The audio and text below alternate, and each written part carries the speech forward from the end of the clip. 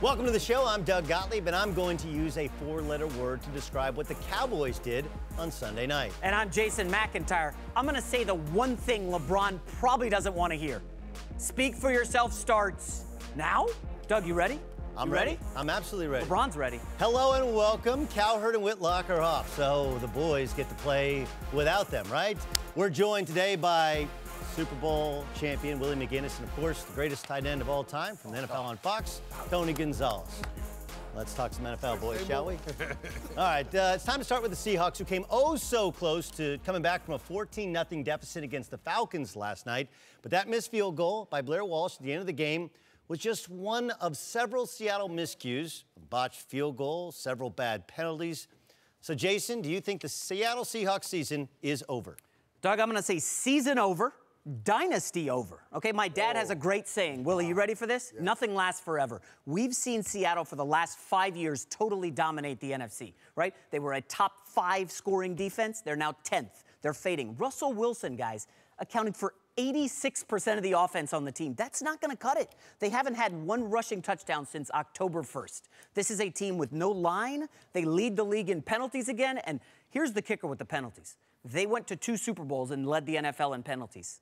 Here's the problem now. You don't have Marshawn. They did go to the Super Bowl. But you don't have Marshawn Lynch to bail you out. No Cam Chancellor, no Richard Sherman. Guys, this is a team leaking oil badly. Doug, I don't see it happening. Okay, so first, does your dad get credit for the nothing lasts forever? Yeah, he put that on I don't actually think that's your dad. No, he gets full credit for that. That's fair. I think the Legion of Boom is gone. It's gone the way of the dodo. Injuries and, of course, contracts end up breaking off pieces. They still have Bobby Wagner. There are still pieces there. But when you get Richard Sherman, if Richard Sherman returns from that torn Achilles tendon with the Seahawks, you know, they talked about dealing him in the offseason. I don't think they will ever be the same. On the other hand, with all of the issues they have, Russell Wilson, their leading rusher, the dysfunctional offensive line, the injuries on defense, they're still a makeable field goal away from tying that game, sending it to overtime. Their season is not over because they have number 3. What has happened is they have changed from a defensive-driven team. That was their identity, run the football, and the defense dominates the game, creates a turnover, and all Russell Wilson has to do on third down is make plays to they're going to live and die based upon Russell Wilson at times, which might not win them a Super Bowl, but, Willie, I still think they'll be a competitive team, and especially this year in the NFC where everybody's missing something. Minnesota starting a backup quarterback. The Packers are 5-5 because they don't have Aaron Rodgers. Heck, the Saints, who everybody left for dead, haven't lost a game since starting 0-2. Right, but the Cowboys are a mess without Zeke and without their starting left tackle. I mean, there's so many other issues. I still think they can sneak into the playoffs. I just think Legion of Boom is gone because of injuries and because contracts have split apart that defense. I would say as a player, and Tony, you understand this, we don't really start looking that far ahead. We try to fix what's happening, and we said we got a lot of football left. So them getting in the playoffs, that could possibly happen. It's the logjam. The NFC is a lot tougher to get in the playoffs than the AFC is. The AFC is not as strong. Now, the Legion of Boom, you got Richard Sherman. We're seeing the effect of not having him, correct? This is a guy who usually shuts down the half of a field. So his value to me has went up by him not being there. So we know what he brings to the table. Richard will be back. He's not going out like that. Chancellor will be back, and you got Earl Thomas. The other right corner, Griffin, the young kid, he's a rookie. He'll be back. I don't think this defense is going to dissemble just because of a couple of injuries. They've gotten better up front. KJ Wright and Bobby Wagner's not going anywhere. I think the defense will be fine. The issue for me, for the Seattle Seahawks, is Russell Wilson and protecting him. He is amazing. He's phenomenal. But you cannot continue to win games with him running for his life every single play. This has been an issue for the last 3 to 4 years. They've had 14 different starting combinations on the offensive line, to your point, since 2015. They need to figure this out. He is a much better pocket passer than he is a scrambler. At Wisconsin, he never scrambled. He can throw from the pocket. He is one of the best at doing it and making plays down the field. But then you lose. And then to your other point, you do need a running game. You need to figure that out.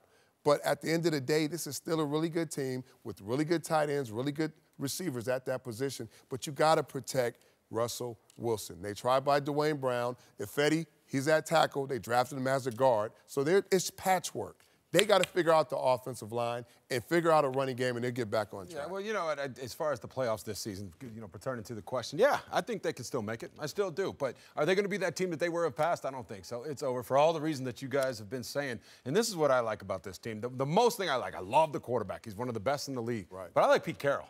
I think Pete Carroll is the second best coach in the NFL. I don't care about it. Belichick's the first. He gets my second vote because he always puts out a consistent team. You know they're going to come out hard. You know they're going to play hard. They still got marquee players, Jimmy Graham, Bobby Wagner, the guys that you said, and you still got a franchise quarterback. You got a guy who is on his way to the Hall of Fame right now. And as long as you have a Hall of Fame quarterback, I don't care what type of team you have a chance to win football games. Nobody wants to go up and play in that place. The 12th man is for real up there. But Tony, and they have a chance anytime they're playing the field. You mentioned Pete Carroll. He had a rough game last night. We can admit that, right? Yeah. The fake field goal. But we saw the culture. I'm not mad at that fake field goal, though. I'm not we mad saw the culture issues. issues. Give me those 3 points. I want those 3 at USC. Yeah, it's also Blair Walsh. There is no surefire 3 points for Blair Walsh. At USC, it was a very loose locker room. The players kind of did their thing. And we've seen that in Seattle.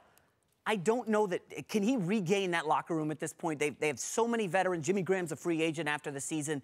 It kind of feels like the end of an era, does it not? Cam Chancellor and Sherman both turning 30 in the offseason. Well, here's the deal. When you talk about an era, I think as long as you have a Hall of Fame type quarterback, I don't know if we even agree on that, but I think he's on his way to a Hall of Fame style. You got Drew Brees, you got Tom Brady, you got Peyton Manning. You always have a chance for those calibered guys. Ben Roethlisberger. And so if you keep building that defense, you need a running game. Maybe not this year. I hear what you're saying. Yeah. Maybe not this year, but going forward, I don't think that dynasty's over. I think they're going to be a consistent good football team. Tony, I don't think this team is going anywhere. Pete has always had control of that team, and there's a lot of strong personalities in that locker room. They're outspoken, but at the end of the day, they don't leak their business out to the public. They handle everything in-house. Well, hold on. No.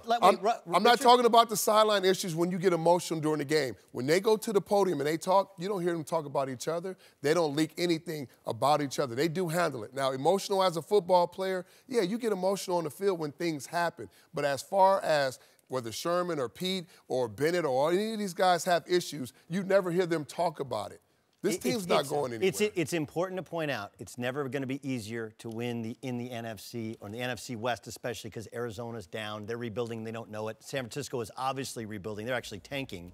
And while the Rams are the preeminent team in the NFC West, Seattle is still kind of sitting there kind of waiting to maybe make the playoffs. But I agree with Tony. I think you got the quarterback. I think they got to reformulate everything else. Hi guys, Colin Cowherd here. Before the show moves along, I wanted to talk to you about Freshly. So you've tried all the meal kits out there. 30 minutes turns into 60, and all of a sudden you realize you're actually paying to do all the work. With Freshly, those days are over. It's a weekly prepared meal service that delivers fresh, never frozen, 100% all-natural meals. Developed by their team of chefs and nutritionists. They're fully cooked. All you have to do, heat them up. Each meal ready in only 3 minutes. No more worrying about what's for dinner. No shopping, no chopping, no cleanup. Also, no artificial ingredients, preservatives, or added sugar. Delivery and takeout places are hit and miss. Why run the risk when you can have guaranteed quality meals with Freshly? Freshly makes it easy, no dishes to worry about. Be happy to get back an hour every day. Try Freshly today. Get $40 off your first 2 deliveries. Just go to freshly.com/FoxSports. That's 6 meals for only $39 for 2 weeks. It's Freshly's best offer ever. Only valid for a limited time. Head to freshly.com/FoxSports or enter the code FoxSports at checkout. Shipping is always free. How cool is that? Now let's get back to the show. All right, to another team struggling to find its way, the Cowboys. Got blown out by the Eagles Sunday by 28 points. But the Eagles aren't done roughing them up yet. Philly running back Jay Ajayi says the Cowboys, quote, definitely quit after the third quarter. And the box score kind of makes it clear. In the second half, Dallas went scoreless. Philly dropped 30 points on them. Cowboys offense could only muster 99 yards. Doug, do you believe the Cowboys quit on Sunday? Yeah. Yeah, I think they quit on Sunday. Look, you get to a point to which you don't have a left tackle, and you're so highly leveraged. If you talk to, and of course, our two esteemed guests will probably, I would hope they would agree, but it's what I've heard from NFL people is Tyron Smith is that much better than everyone else at his position in the league. And so when you lose him, you have to completely change the way you play. Then you lose your running back, who you can play on all 3 downs, is great in pass protection, can catch it, can run it as well. So it completely changes who they are, and it puts a ton of pressure on Dak Prescott. But some of this, guys, we should have seen coming. This is who the Cowboys are. Since 1996, you look at teams that haven't had back-to-back 10-win seasons, and guess who's on this list? Browns, Lions, Jets, my Jets, Skins, Panthers, and the Dallas Cowboys. That is the bottom of the league. They are not consistent. They cannot stand success. They are great front runners. They are not bad. When they hit adversity, the fingers start pointing and they start to sink at the end of the season, and that's what happened. But Doug, hold on. You can't say a team quit when they're up 9-7 at the half, playing at home. Now I could say they were outcoached, and you can look at the last 2 games. They were outscored 47-0 in the second half by your Falcons and against the Eagles on Sunday. So I don't think they quit, but when you look at the coaching situation, teams are making adjustments to the Cowboys in the second half and blowing them out.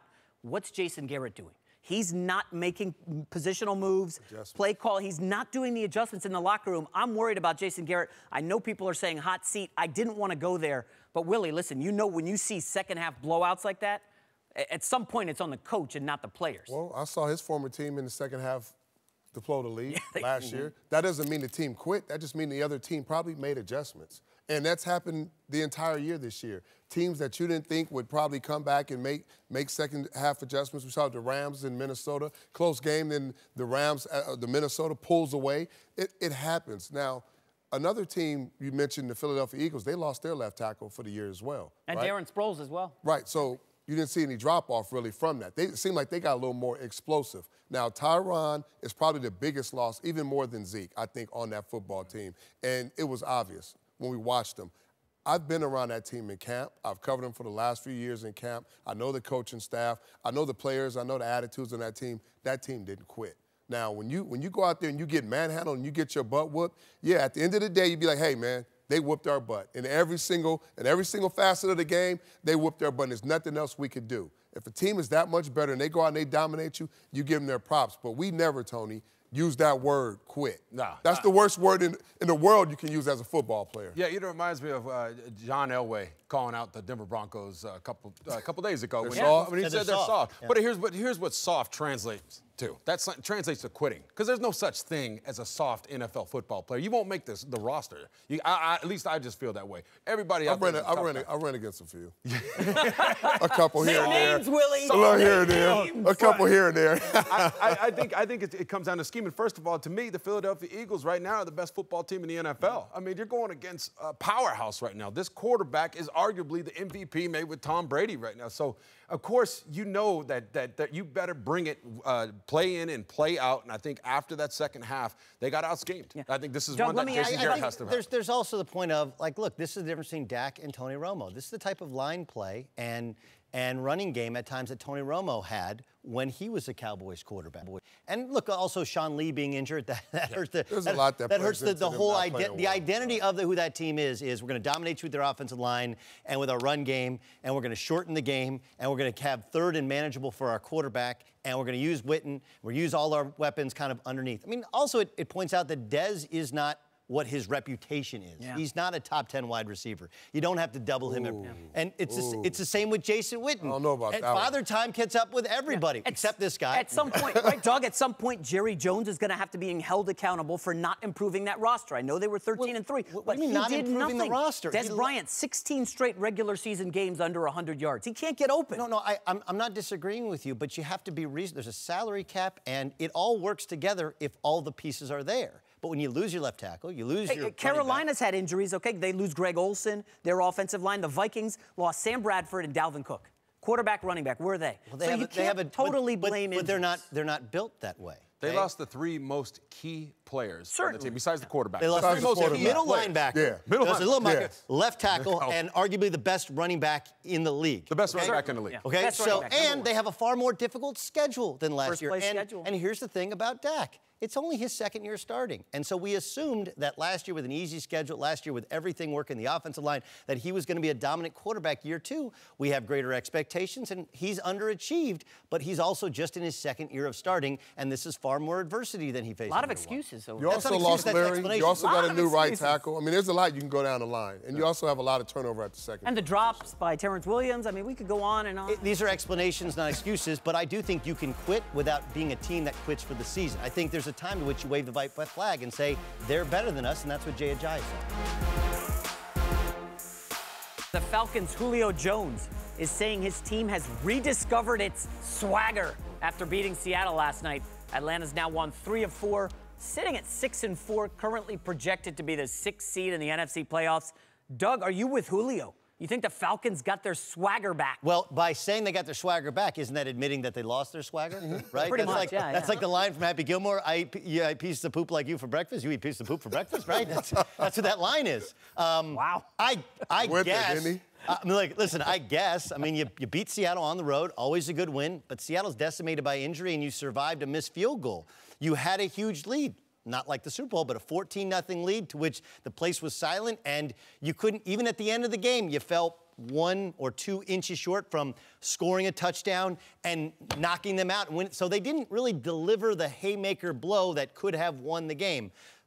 My big takeaway is Julio knows they're not the same. That's why he admitted they had to get their swagger back. My big takeaway is Pete Carroll lost this game rather than the Falcons winning it. I mean, between the fake field goal, botched, the penalties, the silly challenge on the Doug Baldwin drop. I mean, Pete Carroll blew this game. But if you're Atlanta, I'm just not buying the swagger back, okay? Freeman's still nicked up, and you miss him at running back clearly. But I just don't see the same dynamic offense that I saw last year. You know, with Shanahan. I mean, Tony, you played in Atlanta. I'm sure, you know, you got positive things to say, but this doesn't look like anything like the Super Bowl team from last year. Well, of course, I'm speaking from the heart, too. A couple weeks ago, I said they're going to catch fire because, and the reason I said that, part of it was heart, but part of it is looking at the history. Last year, they start, what, 4-3, and they caught fire.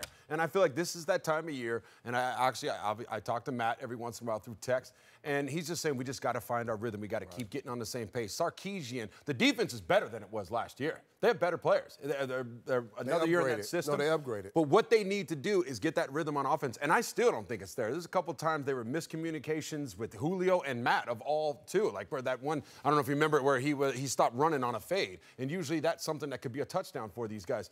I believe that they are. They have turned that corner.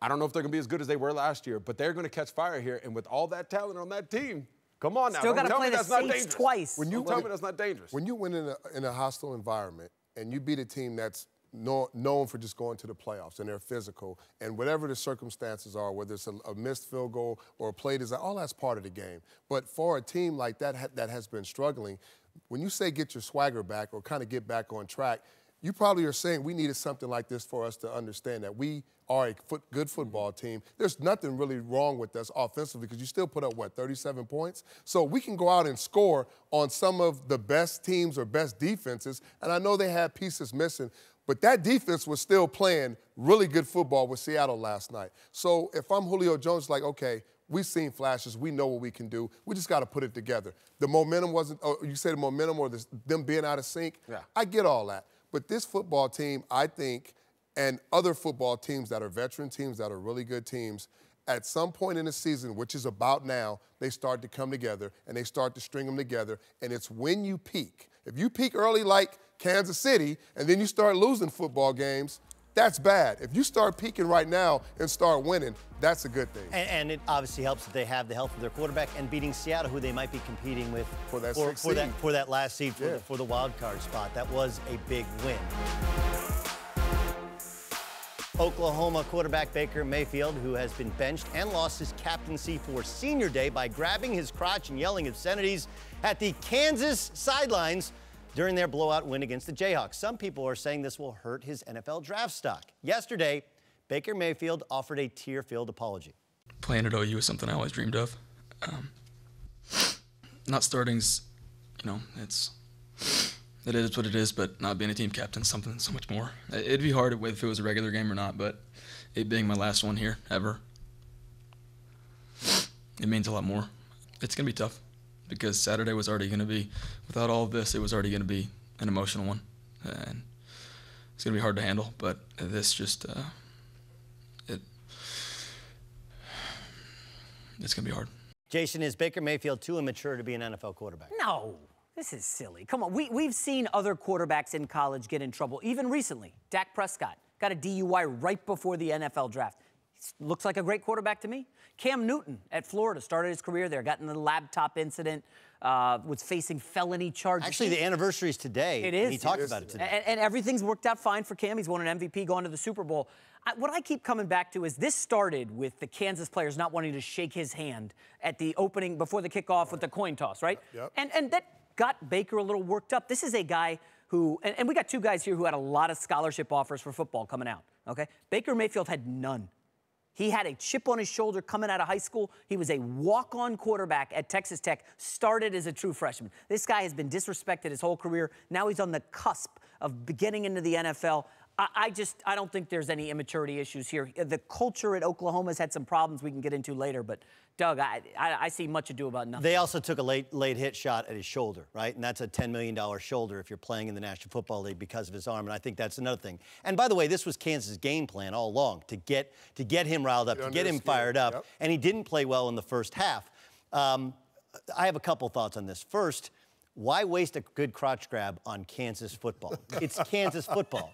I didn't even know it was Division I football, right? They're the opposite of Kansas basketball. They're bringing down the Big 12. Second thing is, people want to ask if he's Manziel. And again, like, I'll bow to your guys' NFL and college football knowledge, but Manziel was still more about him, okay? It was about my brand and my persona and playing my way, whereas if you ask Oklahoma people, they want to play for this guy. They want to win for this guy. Yes. He's never lost a true road game as starting quarterback at Oklahoma. So he plants the flag at Ohio State. All right. I thought that was cool. You right? won at Ohio State. That's awesome. Okay? So he told Kansas where they could stick it. You know what? He probably shouldn't have done it. He probably should have just pointed to the scoreboard, struck the Heisman pose. He went a little bit too far. He lost his captaincy for a day.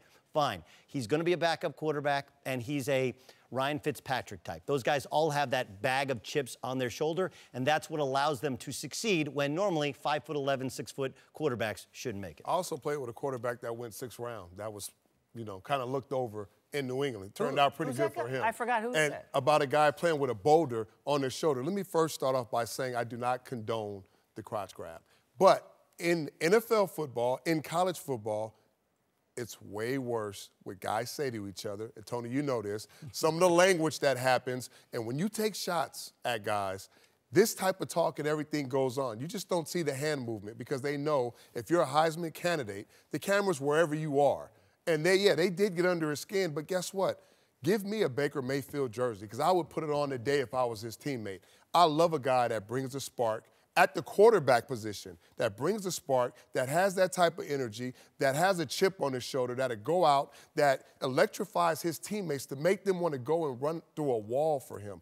This guy has done everything for this college team that you could possibly do to make them a better football team. Now, you do have to understand, you're on a different level if you are the quarterback. Right. So there's certain things you can't do. But the talking, the not backing down, the way he is, his attitude, I love it. And I'm a linebacker, so I love it. Yeah, you love it. I'm going to tell you, let me tell you something, Willie, because I know this. These guys that come out there, I'm going to play a little devil's advocate here because if this guy goes to the NFL, first of all, if I'm a team, am I drafting him and I need a quarterback? No, I'm not. Just because of that. I don't want any of that stuff. I think at the quarterback position, you are the leader of the team. And maybe guys will follow him, but I know this. If you are going against Baker Mayfield on the field and he's talking all that trash, what are you going to do when you get a shot? I'm going to do the same thing I did against Brett Favre, who talked trash, Del Holm in the Super Bowl, who talked trash, and I can go McNabb, who talked trash, whether it was playing or not. What is that? It doesn't matter. I'm going to take a shot anyway. I'm going to try to get you anyway. But there are NFL quarterbacks, Tony, that talk way more trash, that get in your ear. They make a big play, they run down, especially if you take a shot or do something to them. right? I just don't think that I would not want this on my team. I said the same thing, and I could be wrong. Okay, Ezekiel Elliott coming out last year, I said I wouldn't take him. Wouldn't take him for everything, the stuff when he called out his coach at Ohio State. I said I wouldn't take him. And Bill Belichick, I've said he wouldn't take him either because he doesn't like that type of stuff. I just think when you look at the best team in the NFL, the New England Patriots, they don't operate that way. I could go Aaron Hernandez if I want, but I could just go Ryan Mallett, who had all kinds of issues. You got Corey Dillon, you got Randy Moss. That came there, and they figured it out. Goes back. If you can play, you can play. But you know the line from the NFL Combine. If you are Hannibal Lecter and you can run a 4.340, you got an NFL roster spot. Talent trumps morals. I agree with that. But this kid ain't good enough for that. He's not good enough for that. I agree with you, Tony. I don't think he's that good, but I also think that none of these issues. Look, there was a public intox in Arkansas. Right. There's video of him being taken down I want to see by police. Running from police. He got caught by the cops, which is kind of, which is a little bit concerning in terms of his NFL caliber speed, right? He was public intox. Right, people have seen it. But, like, look, arresting a kid for drinking while in college, he tries to kind of make a run for it. Boom, that's an SEC. That was a great tackle right there. Put that cop on the Arkansas football, they haven't tackled anybody that cleanly all season long. That's why Brett Bielema was about to get fired. But anyway, most of the actions that he has are those of a hyper-competitive 5'11", 6-foot walk-on that has been told his whole life he can't do it. Does he need to refine himself when he gets to the NFL? Yes. Yes. And he can. And he's better than Johnny Manziel in the pocket and throwing the ball. He's a lot better than Johnny Manziel. And Manziel as a pure quarterback. And Manziel had a lot of other issues, and there were issues to which some teammates were driven away. My point is, all of the teammates love this guy and want to play for him and have played for him, especially in road games. Welcome back. Jason McIntyre and Doug Gottlieb in for Cowherd and Whitlock. We got Jimmy Jackson and Chris Broussard back. Time for some hoops. Let's get to the hottest team in the NBA, the Boston Celtics, who last night rallied from 13 down to beat the hapless Mavericks in overtime and extend their winning streak to 16 games. Kyrie Irving, another ridiculous night for the MVP, 47 points, 10 in overtime. Doug, it's crazy to ask this, but is Kyrie a better player without LeBron James? Not really. I mean, he was a great player with LeBron James. He's a great player without LeBron James. We're just paying attention more. You know, he actually had his best season as a pro last year with the Cavs. He wasn't first or second or third team All-NBA. Why is that? Because LeBron overshadows everything. His numbers are exactly the same as they were the last 3 seasons with the Cavs. So we're just paying attention to it. And the reason it becomes so obvious is, like, look, if Brad Stevens can make Isaiah Thomas into a 28, 29 point a night scorer, what can he do with Kyrie Irving, who we all believe is an elite talent at the point guard or scoring guard position? So I just think we're paying more attention to it. I think that he's in the headline role, but he's the same player that he was last year. Maybe slightly better because he's rounding into his prime, but this is who he's been. Nah, Doug, I got to say, I think he's become a better player without LeBron. LeBron was the guy in Cleveland. The offense ran through him. Everybody leaned on him all the time. Here's what I love about Kyrie Irving. He goes to a team, like you said, Brad Stevens, 4 new starters. Gordon Hayward goes down. They're starting Jason Tatum, another rookie. Jaylen Brown, I believe, is 21. And Kyrie is taking over for this team in crunch time. Have you seen the numbers? He's ridiculous in crunch time. He's absolutely unstoppable. And this is why I'm calling him the MVP. When it matters, end of close games, Kyrie Irving dominates the basketball. And it helps that he has Brad Stevens. But to do it with 4 players who are brand new to Boston, I'm so impressed by what Kyrie's done. Now, this is Mr. James Harden, America. You say Harden's the MVP. I think right now, if I had to vote, Harden be my MVP, Kyrie be second. But, you know, we'll see how it plays out. But I'm with Doug on this. Kyrie's been great. Now, without LeBron, he's got more responsibility, more freedom, and he's got much better coaching.